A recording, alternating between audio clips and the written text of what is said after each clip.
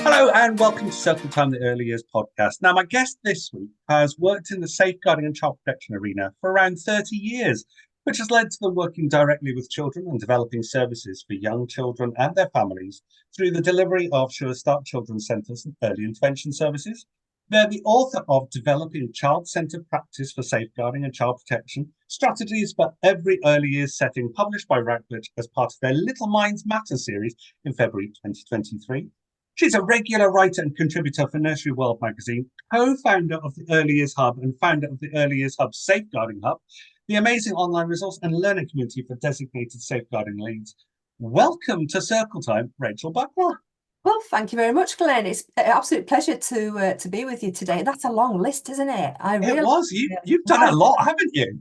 Yes, and it does remind me when we go through that list. But yes, it's a pleasure to be with you today and talking about this really important topic and theme. So yeah, thank you for inviting me. I know you're welcome. I know for me, I know safeguarding is one of the core foundations that I do throughout my practice, and I instill it through my team's practice in the setting that I manage as well. But I mean, sum up what it means. Why do we need child protection? Yeah, well, it's just interesting because I'm really quite keen on helping people understand that when we talk about safeguarding and child protection, they're slightly different. I know we kind of bring it all together under the banner of safeguarding. And safeguarding, I guess, means a whole range of things. Child protection means something not very different, but slightly different. But if we start off with some generalistically or generally safeguarding, of course, let's be honest, we're working with some of the most youngest and vulnerable children, aren't we? Vulnerable because of their ages, I'm thinking, not necessarily because of other reasons, although that is the case for often in early years settings. And I've always flown the flag for early years and their unique position to be able to work with those younger children and families and children who are vulnerable for lots of reasons and lots of risks that might be they might be exposed to. But in terms of safeguarding, why is it so important? Because children need us to be their advocates, because children need us to be their, I suppose, they need us to be there for us to not only just to be supporting and protecting them in terms of their well-being and in their protection, but also they need us if they are in positions that make them vulnerable or at risk. They need us to step in to do something about it. So that's why it's so important. I suppose ultimately is an easy answer to that question, but yeah, they're reliant on adults to do a good job for them, aren't they? And I suppose that's really why it's so important. And also families are also reliant on us to help them do a good job. In terms of being able to meet the needs of their children, when sometimes it might be a little tricky or challenging, or in some cases it might be quite difficult for whatever reason. So yeah, I guess that's the kind of general answer I would give to that. It is. I mean, I think when you mentioned one word there that resonated with me was the advocate, being the advocate for the child, particularly our younger ones, so our under threes or our under twos, who haven't got the words to express how they're feeling. It's that understanding, that being able to spot the signs, really, isn't it? Yeah, it is being able to spot the signs, and that's where children are reliant on us to really understand and have a basis, a good sound basis of knowledge and understanding about what risks are for them. And I think yeah, absolutely. So identifying, being able to identify what those risks are, but then also being really competent as practitioners working with children to be able to know what to do next, and also know what to do in terms of different levels of interventions that we think are appropriate given what we identify. I talk a lot about different levels of need for children in the context of maybe some children need us to respond in terms of developing early intervention strategies for them. And I talk about that quite a lot in the book, and the training that I do as well, because that's really important. So for some children, their needs are as such that they need us to intervene, they need us to be able to support them with early intervention or early help. We call that early help in England, it's referred to as early help. Or sometimes, of course, children need us to step in to recognise that their level of need is as such that they are at risk of significant harm. And that's when we're talking about child protection. And that's when we're talking about having to engage with people like statutory services such as social care, so that we can make possible a process that will protect them that involves statutory services. So that's really important. So for me, the knowledge and skill that early years practitioners, and I'm referring to early years practitioners. I know we may have different terms that we use in the early years, but I'm using that phrase generally. But yeah, children are dependent on us to be able to be to be knowledgeable and skilled, but also, and we think about the role that we have as key person with a child in the early years. So sometimes it's being able to gather information about the child. Sometimes it's about being able to know the broader context within their families and their wider world, even outside of the home. But sometimes it's also because we get to know children really well through that relationship and through those attachments. Sometimes it's about the softer skills that we use to pick up those cues that we might get that children, just because of the relationship they have with us, are able to communicate, and that might be an anxious child, that might be a nervous child, that might be a child that's feeling overwhelmed because of circumstances that may be happening at home. It can be a whole range of things. But yeah, so I talk about the 3 C's a lot, and I'll talk about those. I'll tell you what they are. Should I tell you what they are? The 3 C's. Please. First C is being compliant. And that, this kind of focuses on the designated leads, but for everyone really. To be compliant, we need to be sure that we're meeting our legal responsibilities. And the second C is competent, to be good at what we do, which is really what we're just talking about. And then the third C is about being confident, because you can't have those first 2 C's without having the last one, being confident to actually act upon something. And that requires us to be confident, doesn't it, Glenn? I bet you can think of times when you've been in a position where you've just had to kind of go, right, okay, I'm not quite sure exactly what might be happening here, but I'm going to do something about it. Absolutely. And that confidence kind of gives you the push to, right, okay. So, and it's interesting as well, because I often talk about when we're confident, sometimes it doesn't mean we have to know all the answers. Being confident doesn't mean we have to know everything about child protection or safeguarding. Being confident means that we need to know what the next step is for us to take in order to be professionally curious. That's a phrase we use a lot, isn't it? Yeah. So to be curious about a situation, or to be confident enough to tell our designated lead that we may have a concern, or be confident enough to have a conversation with a parent, or if we're leads in our settings and we're designated leads, confident to engage with people, other professionals, to have those conversations, and to also really be able to, again, go back to that phrase we used earlier on, be that advocate for the child that they need us to be. So yeah, there's a whole range of things that I guess we need to be, but I think sometimes you can sum it up in those 3 C's quite nicely. Definitely. The confidence one resounds with me as well. I mean, I think back to, now I've been doing this like coming up for 27 years in early years.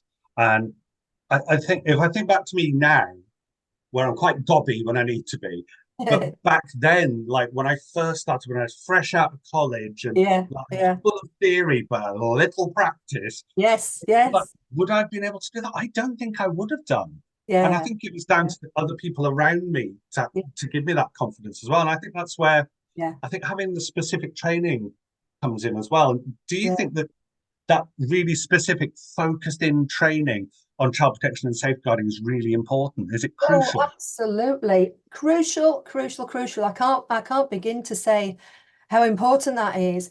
And I think we've had an interesting season in early years that has we've gone through a period of time, pandemic, post-pandemic, and obviously, being part of that and being part of the process. And I think in some ways we've lost our way a little bit in child protection training. You're nodding, and I'm kind of, because I do think that, you're kind of saying this is the case. I think we have lost our way a little bit. And those people who know me will know I get on my hobby horse here a little bit, because I think we've been led by some features in practice that haven't always been the right things, or they haven't been the things that we need to focus on predominantly. And I think for a start, I think we need real, credible, authentic training.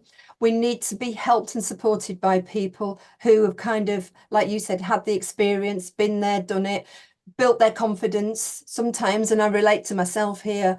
Confidence has come because actually I might not have always got it right at times, but I've learned from it. But also, and I have the pleasure of working with lots of fantastic practitioners who are in social care, who are still my go-to, and I speak to them a lot. In fact, I even have professional supervision from one ex-colleague of mine who's a social worker, and we share things and we talk about things, and so drawing on people's knowledge and understanding and making sure that the basis of our underpinning knowledge is authentic, and it's based on evidence, and it's based in statistics, it's based in social care, good social care practice and principles, is really important. And so yeah, I think we've drifted a little bit in the sector of late, and I feel like we need to kind of re-establish to an extent some really good principles around training and around certainly about child protection. And I think sometimes it's easy to clump it all together and call safeguarding, have the term safeguarding, when actually there's three distinct areas for me. There's health and safety, which comes into that context. We've got safeguarding, and sometimes that can be focused on early intervention, if it's around supporting children, when their needs are not too high in terms of risk. And then we've got child protection. And I think my real passion for the early years sector is to understand the distinct areas of those three things. And I think from my own experience and conversations I have with some fantastic practitioners who I have the privilege to work alongside, and others who I'm yet to work with, and I, new kind of relationships that I'm building, I think we really need to get to grips with a better understanding of child protection rather than just clump it all together and call it safeguarding. Because children, going back to what we started with, need us to understand the distinct differences and be able to know how to respond. Does that make sense, Glenn? It does, yeah. I think you're right as well. I mean, it's difficult for me because having been in England where we called it safeguarding, and now I've been in Scotland and we call it child protection. Yes, it's they do, a bit where I need to kind of pull it apart, like which bit's which, But you're right, safeguarding is a very big umbrella term, and I think again it's down to my knowledge, down to my understanding, and down to my experience as well. And the other bit that resonated that you said there was about getting it wrong. And I have done that. Not to the detriment of the child. I will be very clear on that. The child was not harmed. There was nothing. It was purely a concern that was escalated the wrong way. And in fact, it was the social care team that got it wrong. But it was a bad experience. But I didn't let it put me off safeguarding and protecting these children. But you're right, the bad experiences, it's all part of the kind of ongoing training, if you like, as well. Yeah, absolutely. And I think sometimes, we mustn't expect those who are new to the sector to understand the same things that we've learned.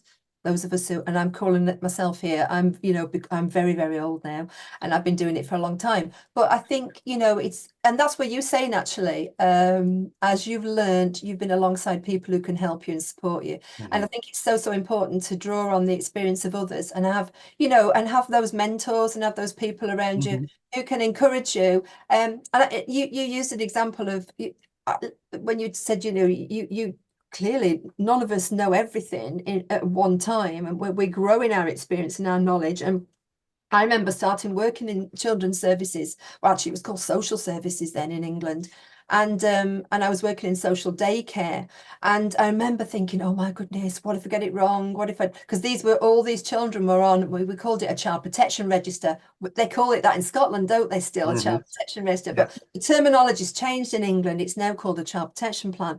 But most of the children, because it was social care, and because it was social services, it was, it was really high-end child protection, and I hadn't got a lot of experience, and it really concerned me. But when I look back now, those years were so formative for me in my learning. I frequently, I mean, some of the anecdotes I use in the book, I drew on some of those memories that I had working with some of those children. I frequently think about the lessons I learned when I wasn't as experienced.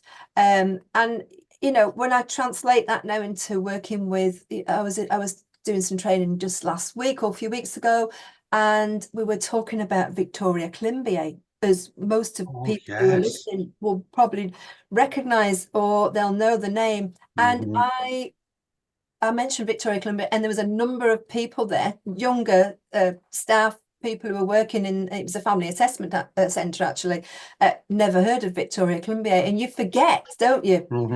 But Yeah. I think what we need to do is not to be presumptuous that everyone's going to know the same things, and everybody needs a different level or a different extent of application in terms of their learning. But one of the most powerful things is having someone alongside you who can walk and talk you through it, which is absolutely, well, it's invaluable, isn't it? Oh, it is. I mean, you were talking there, and actually, you kind of brought back a memory for me that the reason why I feel that child protection is it's a core element. It's a very key thing that I do throughout all of my practice, and that stemmed from many years ago. I did. Now, this shows how old I was. I did a YT scheme, the youth training scheme, Oh, right, yes. in a child and family centre down in South Wales. I was living there at the time. Right. And we had an incident that happened there where regrettably the child passed away. They were only a baby. Gosh. But this whole thing, it turned out they'd been abused by their father. Now, again, it was a social services Yeah. centre, so Yeah. all the children were referred there. It wasn't just a day nursery where you could pick up. But this has stuck with me. It's not haunted me, but it has stuck with me and underpinned why I feel that child protection is so important. And it kind of it influences my practice. So, years ago, I was part of the Scout Association as a leader trainer, and I went on to do the safeguarding trainer training. So I did all that as well. And I think you have those little moments within your working life or even your own personal life where you think it just makes you realize just how important that is. Absolutely. They're key milestones, aren't they, in your learning and in your career? And they're the things that actually, what's the word? I can't even think of the word. They're the catalyst moments, aren't they? That enable you to, you take those with you wherever you go, and they're really important. And they're kind of the little jewels in the crown that you pull down, and sometimes those things can be tragedies, sadly, when you're talking about child protection, but you learn so much from them. And it shapes you, not only as a person, but it shapes you as a practitioner, and it informs your practice going forward. And that's really important. That's really invaluable, isn't it? It really is. I mean, the other thing as well that I look at in terms of training, yes, we do our annual refresher training. A lot of it for a lot of settings, and I know it's time limited. You do the online courses where you just sit there and you click through. Yeah, sure. But that's the bit for me. It's like, okay, it is cost effective to settings, it's time effective, but also I worry that does it go in? And for me, I've extended that practice within my setting where I randomly pick a child protection question each week, and I will go around and I will ask my team individually, not as a group. I will go out and ask them individually, what does this mean? What's this? Sure. Because I want to make sure that training that they've undertaken, when they've clicked through it all, has it gone in? Has it stayed there? Are they able to use it? Can they pull it forward when it's needed? Yeah, no, absolutely. I'm with you on that. And that's kind of going back to what I was saying earlier on about, one size doesn't fit all. And we need to be able to shape our kind of, as leaders, and if we're leaders and managers, we need to shape our training and application of training to meet the needs of the learners. whatever level they are and Mhm. whatever amount of experience they've had. So that, I mean, shameless plug here, but that's very much what my safeguarding hub's all about. You know, it's having different levels and resources that can be appropriate for apprentices, for intermediate, and for designated leads. So that's kind of the focus, because I do worry that sometimes, again, the training or the kind of the approach to safeguarding, it doesn't meet everyone's needs, and we really No. need to think about that. You know, and more importantly, and anyone who knows me and who might be listening to this will go, here she goes again, banging the drum. But more importantly, we need to understand the needs of our own children in our setting. And that sounds obvious, but I think sometimes in the early years we can chase after the themes that might not be as relevant as the needs that are right in front of us with children that we're working with. And also certainly in England, and it'll be the same across the whole of the UK really, in whatever nation, but understanding our local authority priorities, so our local safeguarding partners priorities. England calls them local safeguarding partners. Scotland, we've got local authorities. But if we understand the priorities, and the priorities are determined, and again, this is why I say it's so important to use that evidence base. Priorities are decided upon in local authorities on the community, the demographics, the risks that are known and perceived in that community or in those areas. And they're also focused very much on learning from case reviews, you know, and that's child safeguarding practice reviews in England, significant case reviews in Scotland. Our learning from those case reviews, if it's a local authority or a local area, will also determine. And it's important to, because I think sometimes we can, and hear me when I say this, we can focus on things like FGM, or we can focus on prevent. And that's all very well, but actually local priorities show us, if we look at, and I was reading recently, if we look at priorities, the big ones are neglect, massively so, and then domestic abuse. And then we've got things like child criminal exploitation. And then we've got risks outside of the family, sometimes called extrafamilial risks. And that might be online risks or things that are going on in communities, or with school children, it might be child-on-child abuse, emotional, mental well-being. They're the big themes that sit in local priorities. So I'm saying, don't not look at FGM, don't not talk about prevent, but let's really get to grips with what the issues are for the children that we're working with in our settings and in our communities. Absolutely. I mean, it's the dynamics of the families or the family groupings that we have, that the kind of the catchment area to our settings can also inform that as well. So, you know, it all depends who you've got coming to your setting. It might have, well, like you say, different needs, different kind of expectations, things like that. Absolutely. And, you know, and I work a lot with local authorities. I deliver on behalf, been for many years, been delivering to local authorities, and every local authority is different. And they will have a priority that is often the common priorities are the ones that I've just mentioned, but there'll be things that are kind of specific within that. And so when going back to training, that's why it's important when we look at our training that we don't just have a scatter gun approach in terms of, you know, a bit of this, bit of that, and throw a bit of that in for good luck. And what we need to do is have a wide understanding and have a wide knowledge base, but we need to be competent in understanding what is it for our children, what, you know, what's going on in our families. If we're in a city, I mean, I worked for quite a long time well, I live and work in Greater Manchester, but so I worked in a city in Salford actually, and some of the key themes there were very different to some neighbouring hood authorities still in Greater Manchester, say such as Rochdale, which are a little further away, but totally different demographic.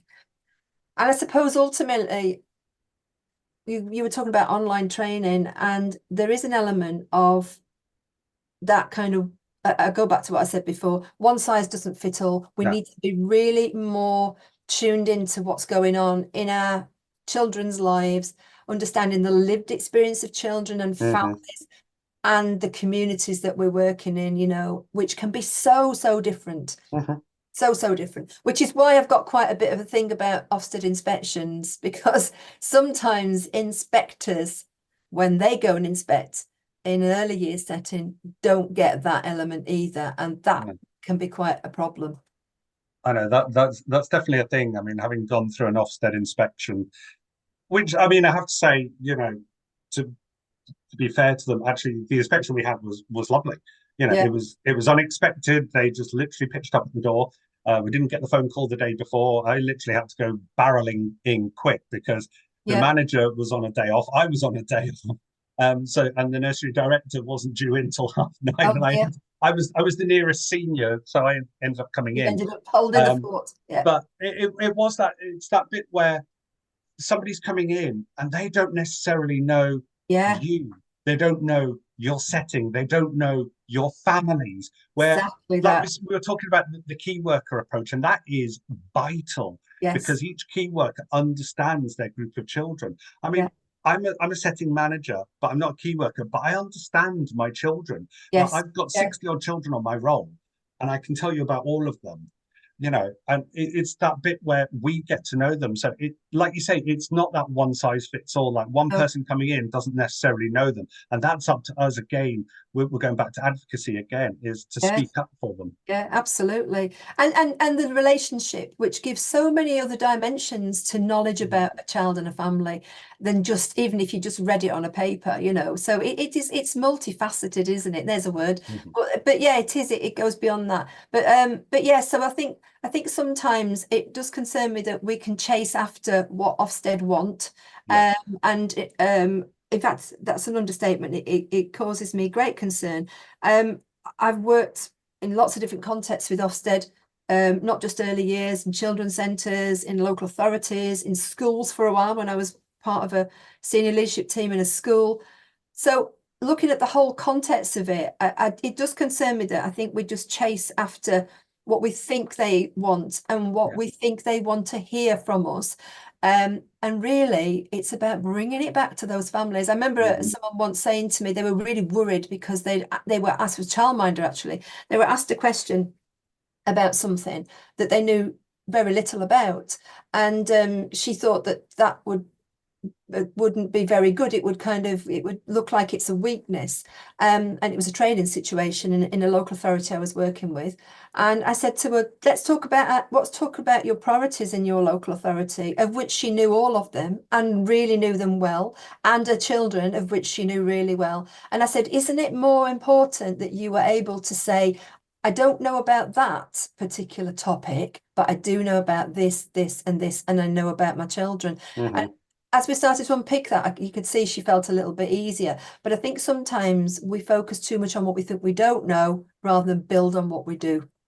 Yeah, no, absolutely, I agree. I think it's that bit where you need that broad base of understanding about the various different elements to it. But actually, it's not narrowing down. No, narrowing down is not what I'm trying to say. But I know what you said. Yeah, I know what you said. It's that focus where everything's in the peripheral vision. Yeah, it's almost, and then you're narrowing down to where you are and who you're with. Yeah, no, totally. It is about that though, isn't it? But yeah, this is why I have massive problems with kind of, I'm not saying building competencies and upskilling staff, but I'm kind of the random stuff about, just kind of getting people to go through a tick list and know what the acronyms are and know what this means. Do you know, that might be important, but it's not as important. And that's what I'm trying to say. And I think so that's why I feel like we've just lost track a little bit in the early years when it comes to training. And I think also when it comes to understanding how we build those competencies. And let's be honest, when we talk about designated safeguarding leads, I think we're currently operating in some of the most challenging times within social care. I'm sure you will agree, you see it in your own settings. When I think about that, because I worked in social care for so many years, when I think about where we are now, we've gone backwards in terms of where we were for effective multi-agency practice. And by the way, the caveat will be that there'll be some people listening to this and thinking, well, that's not me. I've got great relationships with social care. That's fantastic. But generally, I hear that that's not the case, because I have lots of conversations with people who are struggling to represent their children, and explain why they think their risks are higher than early help and early intervention, and why they're trying to really get those referrals through the front door. Or sometimes when they're in case reviews or strategy meetings or case conferences, where they perhaps their role is played down when it really shouldn't be. It should be embraced, and there should be better collaboration going. So, but I think the challenges in the context of social care are greater than they ever were when I worked in it, for sure. And I speak to my colleagues who are still working in it now, and they will say absolutely that is the case. So the challenges are still there. So we need to, and this, I hope this doesn't sound too it's not condemnatory, or it's not a reprimand, but I just think we need to raise the bar a little bit, so we can be really good at what we do, because we need to have those skills, and we need to have those the understandings about how to engage and navigate the things through social care, and navigate our way through that system, which is quite problematic. It really is. Again, a lot of it, I mean, you can tell me if I'm wrong, and I don't mind, is that like early years, social care as well is so heavily underfunded and understaffed. Yeah, There's a huge shortage of people. I mean, I'm finding it here. If you're trying to get a hold of, like, for example, I was trying to get a hold of Ed Site recently for one of our children, and it was so difficult. I was literally getting passed around and passed around and passed around, and you're frustrated. But I had the determination to keep pushing because I knew this was right for this yeah, child. But yeah. it's difficult, and like both sides are getting the blame, and I'm not going to get political and say who I'm going to say blaming, but it's not fair. We're both struggling. We're both trying to do the best for children, but with limited resources and with limited human resources as well. Yeah, I absolutely agree. I totally agree with what you're saying, Glenn, 100%. And what we need to not forget is this workforce crisis that we are seeing in the early years is in lots of other sectors. We can see it very much in the public sector. It's in social care. That's why we've had a review into transforming social care in England, which came out, I nearly said last year, but it's actually the year before now. We're in 2024. But the review that was done by Josh McAllister, there's a whole chapter on workforce, because recognizing the areas where it needs to be strengthened and better. And so yeah, that makes it even more challenging. And ultimately, you're right about being determined to get a result for a child. Of course, that is our goal, isn't it, when we're trying to get the right outcome for a child. And sometimes we just really need to understand how we can work our way through that system. Many places and local authorities will have what they call an escalation policy or procedure, or a resolution, a professional resolution policy.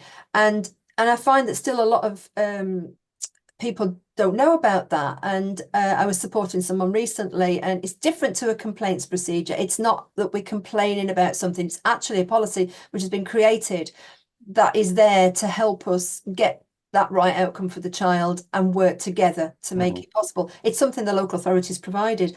And, that's just one example. If we knew how to engage with that, if we understood the importance of using that, which, by the way, a lot of case reviews draw on the fact that that's something we should be doing. Sadly, it's too late when we're talking about a case review, because something tragic has happened. So understanding and navigating our way around those systems, I guess ultimately, sometimes we need a little bit of help with that. And sometimes, and more often than not, training won't always include that. But, having someone who's kind of been there before and who's kind of just able to just give a suggestion or whatever is really important. And having someone, like you said before, who's walked the walk a little bit longer than some of us have, or someone, or you getting alongside someone who's just starting out and helping them on their journey as well is really important. Definitely. Well, Rachel, time has got against us, I'm afraid. I know, but it's been absolutely amazing to talk to you. I mean, child protection was always super important to me, but you've just kind of like gold-plated it now as to why I know it's so important in my practice. So thank you so much. Yeah, thanks, Glenn. And you know what? And I know for everyone who's listening, what amazing jobs you're doing. I want to say that because I'm blown away all the time by some of the things that I see in practice. And I'm so grateful, as I'm sure children are, that we're there to do it. And yeah, being those advocates that you say for them. Yeah, thank you. Thanks for inviting me on today. No, you're more than welcome, Rachel. But thank you very much.